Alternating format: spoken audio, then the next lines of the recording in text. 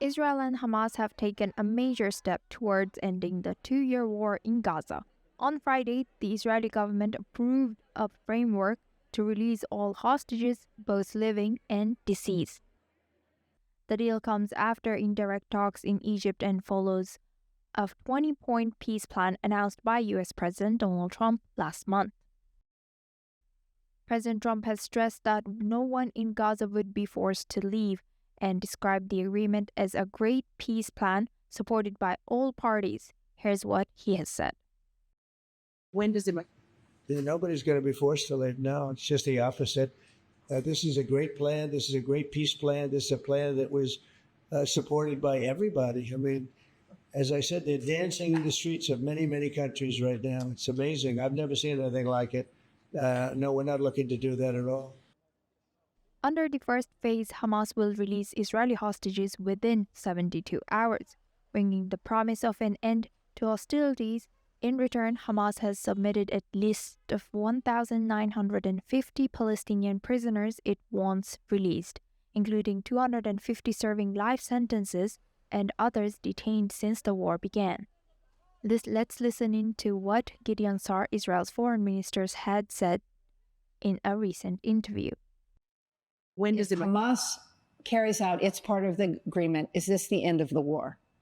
Well, it's the implementation of the first phase. We don't have any intention to renew the war, but parts of the commitments is, for example, the disarmament of Hamas, that they will lay down their arms and so on. And that will be phase two. We will first have a ceasefire.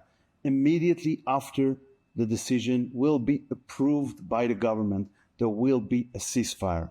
And then the commitment within 72 hours of Hamas to release all the hostages. I believe that that should bring the end to this war. President Trump has said that the second phase will address Hamas's disarmament and Israeli military pullback.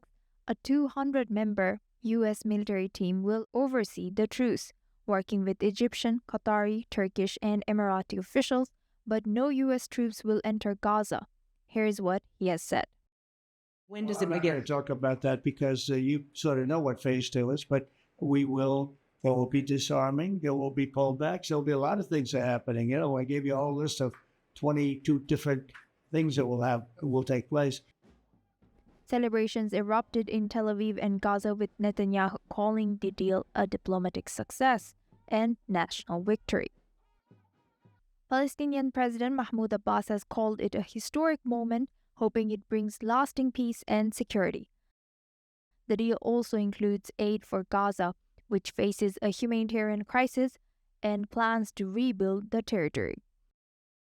Finally, Israeli Prime Minister Benjamin Netanyahu thanked U.S. Special Envoy Steve Witkoff and President Trump's son-in-law Jared Kushner for their efforts in mediating the hostage release deal. Bureau Report, NewsX World.